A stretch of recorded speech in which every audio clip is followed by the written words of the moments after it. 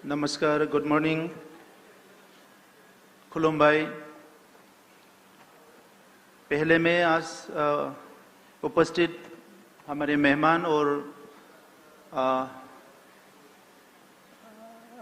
Students और सब media सबको मैं रंगजाली बैसागु और रंगाली बिहू की शुभकामना देता हूँ। और ये एक स्पेशल प्रोग्राम है हमारे लिए Y20 का। इसमें आप लोग को स्वागत करता हूँ। आज हम सब सुखी है कि हमारे बीच में हमारे देश के मोस्ट वाइब्रेंट लीडर आज के समय के संबित पात्रा जी, जो बीजेपी के नेशनल स्पोक्स पर्सन है और नॉर्थ ईस्ट के कोऑर्डिनेटर है, हमारे बीच में उपस्थित है। हम लोग संबित पात्रा जी को टीवी में देखते हैं, बड़े बड़े सभा में भाषण देते हुए देखते हैं, और आज सौभाग्य है कि संबित पात्रा जी को हमारा कोकराझार में हम यहाँ एक साथ एक प्रोग्राम में मुलाकात होने का मौका मिला, सुनने का मौका मिला। इसलिए मैं स्वागत करता हूँ और सबको जोरदार से एक तालियों के उसे स्वागत करने के लिए मैं रिक्वेस्ट करता हूँ। हमारे बीच में अशोक सिंघल जी है, असम के लीड में अशोक सिंघल जी, हमारे present chief minister doctor Himanta Biswa Sharma ji के साथ मिलके हमारे बोडोलैंड में पीस बिल्डिंग में काफ़ी काम किया और आज वो भी उपस्थित है। मैं इनको भी स्वागत करता हूँ। हमारे बीच में उल्लास कामत जी है, मैं आपको भी स्वागत करता हूँ। आपको बाद में हम लोग सुनेंगे। उल्लास कामत जी हमारे बीच में है। हमारे स्पीकर, काउंसिल के स्पीकर काटीराम बोरो जी है हमारे बीच में।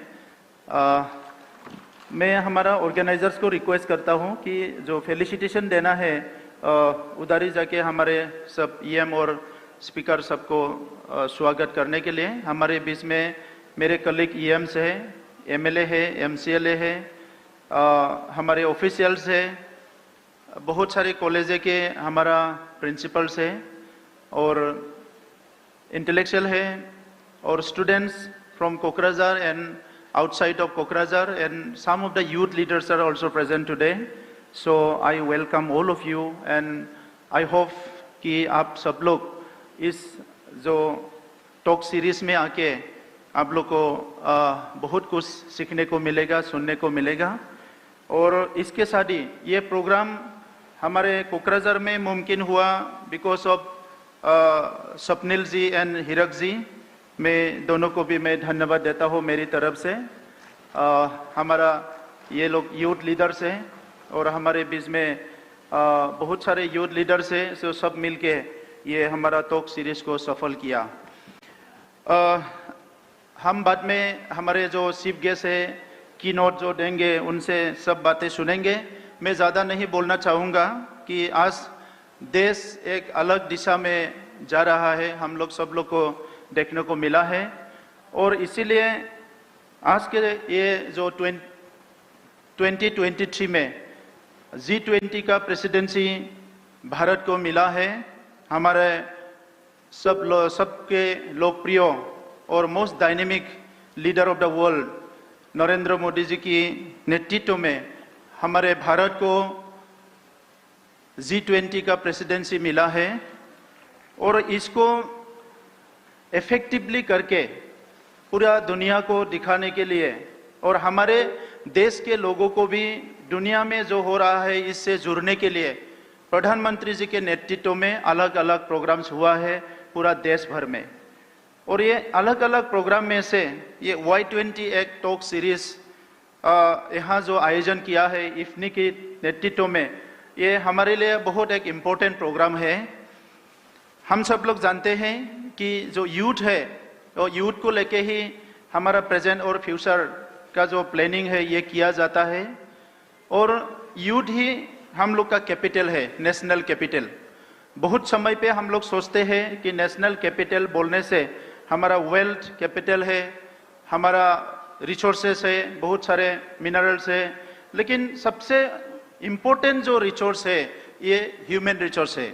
और इनमें से ह्यूमन रिसोर्स में जो यूथ है वो सबसे इम्पोर्टेंट रिसोर्स यूथ है। और यूथ जो है इसको हम लोग कहीं भी किसी भी काम में हम यूथ को लेके आगे बढ़ सकते हैं। और उसके लिए ही आज देश के प्रधानमंत्री जी के नेतृत्व में बहुत सारे योजना जो है, प्रोग्राम्स जो है यूथ को लेके बनाया गया है।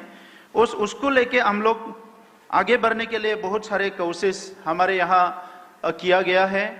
हम बोडोलैंड के सब लोग आभारी है प्रधानमंत्री जी से, भारत के और गृह मंत्री जी से, कि ये प्रधानमंत्री जी 2014 में जब प्रधानमंत्री का पद संभाला उसके बाद ही हम लोग का जो होप्स है और एस्पिरेशंस है वो बहुत ज़्यादा जो है फुलफिल हुआ नज़र आ रहा है। इससे पहले भी हमारे यहाँ बहुत काम हो रहा था, लेकिन प्रधानमंत्री नरेंद्र मोदी जी प्रधानमंत्री का पद संभालने के बाद जो डिसाइसिव डिसीजंस हुए हैं उसको लेके अभी हम लोग एक यकीन लेके, एक कॉन्फिडेंस लेके हम लोग आगे बढ़ रहे हैं। अब हमारे बीच में लीडर है जो सोचते हैं और करते हैं, और निर्णय लेते हैं और करते हैं, सोचते हैं, निर्णय लेते हैं और करते हैं। और डिसीजन लेना बहुत बड़ा बात है। बहुत सारे इश्यूज भारत में पूरब से लेकर पश्चिम तक बहुत सारे इश्यूज, प्रॉब्लम्स हम लोग काफ़ी सालों से फॉर मेनी डिकेड्स हम लोग को देखने को मिला, लेकिन धीरे धीरे ये सारा प्रॉब्लम है सॉल्व हो रहा है। आज कश्मीर सांड है, कश्मीर के साथ पूरा पूर्वोत्तर सांड है। हमारा कोऑर्डिनेटर संबित पात्रा जी पूरा नॉर्थ ईस्ट का कोना कोना दौरा किया है। बाद में हम बोलेंगे संबित पात्रा जी कि पूरा पूर्वोत्तर में आज से 15-20 साल पहले जो एक सिचुएशन था कि यहाँ कोई उम्मीद नहीं रख सकते थे कि कल क्या होगा, लेकिन वो अभी उम्मीद में बदल गया है। हम लोग को सपना देखने का एक साहस मिल रहा है। पहले हम लोग को सपना देखने का भी साहस नहीं था, अभी सपना देखने का हम लोग को साहस मिला है। और खास करके बोडोलैंड में, बोडोलैंड पूरा जो अनसर्टेनिटी था, पूरा डिस्टर्ब एरिया था, इसमें डेवलपमेंट को आप छोड़ दीजिए, बाकी जो सिक्योरिटी ऑफ ह्यूमन लाइफ उसको भी लेके बहुत लोग के बीच में डर था। लास्ट 40 इयर्स में मोर देन 5000 हम लोग इनोसेंट लोगों का जान गंवाए हैं। इनमें से मैक्सिमम जो है वो यूथ है। वो यूथ हमारे देश का काम आ सकते थे, वो यूथ हमारे राज्यों का काम आ सकते थे, वो यूथ हमारा सोसाइटी का बहुत काम आ सकते थे, लेकिन ऐसा यूथ हमने गंवाए हैं, खोए हैं। और वो बंद हो गया जब 2020 में पीस एकॉर्ड हुए। और पीस एकॉर्ड के बाद ही अभी हमारा एनडीपी का जो भाइयों है, हमारा दादा भाई जितने भी था, जंगल में था, डिजिग्नेटेड कैंप में था, वो लोग आके घर में आ गया। एक समय था हम लोग स्कूल कॉलेज में पढ़ते थे, सुबह हम लोग घर से निकलते हैं, रास्ते में आर्मी देखने लगते थे, हम लोग डर जाते थे। स्वाभाविक एक परिस्थिति में अगर गांव में 10 आर्मी आके खड़ा होगा बंदूक लेके, पूरा वो परिस्थिति बदल जाते हैं। हम लोग को डर डर से जीना पड़ता था। वो इतना आर्मी, सीआरपीएफ, बीएसएफ सब लोग भरा हुआ था। और वो जो है हम लोग का लॉ एंड ऑर्डर प्रोटेक्शन के नाम पे आके आया, तो लॉ एंड ऑर्डर प्रोटेक्शन के नाम पे आए थे, लेकिन पूरा सिचुएशन टेरराइज हो गया था। हम देशवासी होके इतना नाराज थे, इतना फ्रस्ट्रेटेड होते थे उस टाइम पे, क्योंकि अगर ये लड़ाई में कोई मरता है नौजवान, अगर वो आर्मी है वो भी हमारे ही नागरिक है, अगर वो कोई बोडो लड़का है वो भी हमारा ही भाई है, जो मारने वाला भी हमारा ही भाई है, मरने वाला भी हमारा ही भाई है। वो सारा सिचुएशन अभी बदल गया। और इसीलिए इस उम्मीद को लेके हम लोग को आगे बढ़ना है। और यूथ जो है, यूथ में बहुत एनर्जी होता है, उस एनर्जी को एक पॉजिटिव दिशा में अगर हम लोग ले जा सकते हैं, बहुत कुछ हो सकता है। यूथ के बीच, यूथ में ही हम लोग का ड्रीम्स है, यूथ में ही हम लोग का इमोशन है, यूथ में ही साहस है, यूथ ही सब कुछ कर सकता है, एम्बिशन है, सब कुछ है, लेकिन उसको एक प्रॉपर चैनल में हम लोग को ले जाना है। हमारा प्रधानमंत्री जी बोल रहा है, हमारा डेटा जो है वो भी बोल रहा है, हमारा 30% जो आबादी है वो यूथ है। और अभी जो भी काम होता है, आप एजुकेशन में हो, रिसर्च में हो, पॉलिसी मेकिंग में हो, पॉलिटिक्स में हो, आप स्पोर्ट्स में हो, कल्चर में हो, कोई भी फील्ड में हमारा यूथ जो है वो हमारे देश को दुनिया में सबसे आगे ले जा सकता है। और उसको नजर रखते हुए मैं यही बोलना चाहूंगा जे बोडोलैंड में हम लोग काफ़ी योजना बनाए हैं हमारे यहाँ के यूथ्स के लिए, और वो योजना को वास्तव में हम लोग ये रियलिटी में ट्रांसलेट करके देश के बाकी हिस्से, बाकी क्षेत्रों जैसे आगे बढ़ रहे हैं, बोडोलैंड को भी हम लोग ऐसे ही एक आगे ले जाने के लिए हमने काफ़ी प्रोग्राम हमने किए हैं। जो स्टूडेंट्स के लिए फ्री हमने यूपीएससी कोचिंग करवाए, हमने स्टूडेंट्स के लिए अभी स्पोर्ट्स के लिए काफ़ी काम हमने शुरू कर दिया। एजुकेशन में जो है JEE के लिए हमने कोचिंग फ्री करवाया 50 बच्चे के लिए, और बोडोफा मिशन हमने लॉन्च करके इस साल से हम लोग 200 बच्चे को सिविल सर्विस के लिए, इंजीनियरिंग, मेडिकल के लिए फ्री पढ़ाने का काम हम लोग शुरू किया है, ताकि आने वाले समय में हम लोग को बहुत ज़्यादा ह्यूमन रिसोर्स मिले। और इसी के साथ ही अभी डिफेंस में हमारे जो बच्चे हैं डिफेंस के लिए बहुत फिट है, हमारे यूथ्स, उनको आगे ले जाने के लिए हम लोग जो रिटायर्ड डिफेंस पर्सनल है उनसे सारा पूरा बोडोलैंड में ट्रेनिंग करवाने का काम हम लोग शुरू कर रहे हैं। क्योंकि अग्निवीर हमारे देश में नया एक प्रोग्राम है, उसमें बहुत सारे यूथ्स को हम लोग को क्या है देश सेवा करने का और पेट्रियोटिक मोटिवेशन लाने के लिए मौका मिलेगा अपने एम्प्लॉयमेंट के साथ साथ। तो उससे हम लोग जुड़ के काफ़ी काम हम लोग यहाँ शुरू कर रहे हैं। बोडोलैंड में 2020 के बाद हम लोग रागाम प्रोग्राम शुरू किया है संस्कृति के लिए, लीड फेस्टिवल शुरू किया है, नॉलेज फेस्टिवल किया है, जोठुम्मा एक प्रोग्राम है यूथ के लिए वो हम लोग शुरू किया है, inter 6 schedule football premier league किया है, संतोष ट्रॉफी हो चुके हैं, और हमारे यहाँ इंटरनेशनल जो है थिएटर फेस्टिवल भी हो चुके हैं।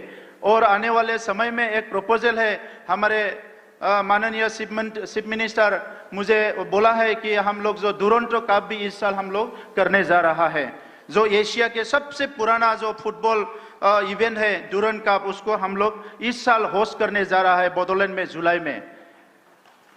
रिसेंटली हम लोग इंटरनेशनल खो खो भी किए हैं। तो ये सब को लेके अभी देश जिस दिशा में आगे बढ़ रहा है, हमारे chief minister doctor Himanta Biswa Sharma ji ने पॉलिटिकल जो कल्चर है असम में वो बिल्कुल बदल दिया है, और उसको पॉलिटिकली कैसे सोशल डेवलपमेंट करना है।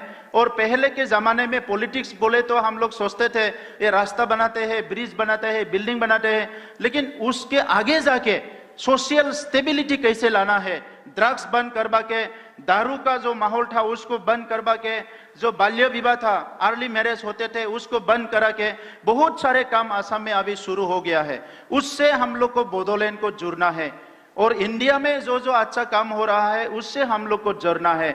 इसीलिए मैं यही बोलना चाहता हूँ, अभी इतना एक सुनहरा मौका है, हमारा जो नेता है वो लास्ट मैन के लिए सोचते हैं, और देश को 5 ट्रिलियन देश बनाने के लिए भी सोचते हैं, कि इकोनॉमिक सुपर पावर बनाने के लिए सोचते हैं। हम एक ऐसे देश में हैं जो पूरा दुनिया को कैसे शांतिपूर्वक कैसा रहना है, कैसे मिलजुल के रहना है, वो उसके लिए भी सीख हमारे भारत से जाते हैं। यूक्रेन के जो लड़ाई हुआ था रशिया और यूक्रेन में, सब लोग सोच रहे थे कि हमारा रोल क्या होगा, हम कहाँ रहेंगे, यूक्रेन के साथ रहेंगे ना रशिया के साथ रहेंगे। ट्रेडिशनली इंडिया रशिया के साथ है, तो हम किसके साथ रहेंगे। लेकिन प्रधानमंत्री जी ने जो दिखाया है, जो रोल लिया है, उससे पूरा विश्व को एक सीख मिला है कि भारत जो पीस है उसके साथ है, पीसफुली भारत रहना चाहता है, कोई लड़ाई नहीं चाहता है। तो ऐसा एक माहौल पूरा दुनिया में बन गया है, वो हम लोग को अभी सीखना चाहिए, देखना चाहिए, और हमारा नौजवानों को, यूथ को, हम लोग का जो पोटेंशियल है इसको एक्सप्लोर करके कैसे हम दुनिया में अभी हमारे जो अमृत काल के बाद चल रहे हैं से विश्व लीडर कैसे हो सकता है, प्रधानमंत्री जी का सपना को हम सकारात्मक वास्तव में कैसे हम लोग कर सकते हैं, तो उसके लिए हम लोग को सोचना है। तो इसीलिए आज ये जो हम लोग का Y20 का प्रोग्राम है, मैं सबको स्वागत करता हूँ। ये हमारा शाम तक प्रोग्राम चलेगा। मैं माफ़ी मांगता हूँ, यहाँ AC का जो एयर कंडीशन का जो वो होना था वो हो नहीं पाया। बहुत कोशिश किया था, कुछ टेक्निकल प्रॉब्लम हुआ, सुबह तक वो लोग कोशिश किया था, उसके लिए मैं माफ़ी मांगता हूँ। लेकिन ये प्रोग्राम जो है हमारे लिए एक अच्छा मौका है, तो इससे हम लोग को बहुत कुछ सीखने मिलेगा। तो इसीलिए जितने भी हमारे स्टूडेंट्स आए हैं, मैं सबको रिक्वेस्ट करता हूं, थोड़ा सा गर्म मिलेगा लेकिन यहाँ जो है आपको बहुत कुछ सीखने मिलेगा। इसीलिए लास्ट तक आप लोग ये प्रोग्राम में अटेंड करें, मैं ये रिक्वेस्ट करता हूं। आङो बयनिसिमबो खावलायदों जे दिनैनि बे हाबाफारियाव जिखिनि जोंहा स्पिकार्सफोर फैगोन बेलासिसिम गोबां मोजां मोजां खोथाफोर बिथांमोना बुंगोन जे जोंनि जिउआव केरियार दानायाव गोबां माखासेफोर जों सोलोंनांगौ दङ टेक्स्ट बुकआव फरायनानै जिखिनिखौ सोलोङो जोंनि कलेजाव बा स्कुलाव जोङो टिचिं लार्निं प्रसेसजों जिखिनि सोलोङो बिनि बादैबो गावखौनो दैदेनगिरि हिसाबै फसंनो थाखाय एबा गावनि जिउखौ दानो थाखाय जोंनो सासे फरायसानो गोबां जिनिस नांगौ जायो गोबां नलेज गियानफोरखौ नांगौ जायो जेखौ नैफोरबायदि मिटिंनि गेजेरजोंसो जों मोननो हायो गोबां इनफरमेशन नांगौ जायो जेफोरखौ जों नैफोरबायदि मिटिंनि गेजेरजोंसो मोननो हायो दा बिनिखायनो आं फरायसाफोरखौ खावलायदों जे जोबजासे जाहाथे बयबो थायो आरो खोनासङो आरो बिनिफ्राय माबा मोनसे सोलोंना थांनानै गावनि जिउआवबो जोङो फिसा फिसा सिमांखौ गारनानै एपिजे आब्दुल कालामा बुंनाय बायदि जोङो गिदिर गिदिर सिमांफोरखौ नुनांगौ मानोना जोंनि हारिखौबो मुलुगाव जोङो मोनसे जौगासार हारि महरै गायसननांगौ मोनसे समाव गोबां बुथारलायनाय दाङाबाजि गाज्रि थासारि थांबाय जौ जुवा गाज्रि थासारिफोरा जोंनि गेजेराव थांबाय दा दिनैनि समा जोंनि थाखाय बेस्ट मोनसे मोजां सम जेराव हादोरनि दैदेनगिरिफ्राबो जोंनि थाखाय सानो रायजोनि दैदेनगिरिफ्राबो सानो आरो जोंनि गेजेरावबो जोङो दिनै बयबो मोनसे जौगानो लुबैनाय सोलायनो लुबैनाय मोनसे माइन्डसेट जोंनि गेजेराव मोनसे फैदों दा बेखौनो स्कोप लानानै जों बयबो दावगालांनांगौ आं बेखौनो खावलायबाय आरो बयनिसिमबो आङो गोसो गोरबोनि साबायखर बावबाय आरो लोगोसे दिनैनि समाव बयबो जाहाथे मोजाङैनो थायो बेखौनो खावलायनानै फिर से मैं एक बार बोडोलैंड की तरफ से बीटीआर गवर्नमेंट की तरफ से और बोडोलैंड के सभी हमारे भाई बहनों की तरफ से मैं संबित पत्रा जी को अशोक सिंघल जी को और हमारे जितने भी इनवाइटेड गेस्ट आए हैं सबको बिहू का रंगजाली बैसु का शुभकामना देता हूं और ईश्वर से प्रार्थना करता हूं जे आने वाले साल आपका बहुत अच्छा से गुजरे आपका जो भी आपका एम है वो पूरा हो इसके लिए मैं ईश्वर से प्रार्थना करता हूं और सबको बहुत बहुत धन्यवाद गोजोन्थों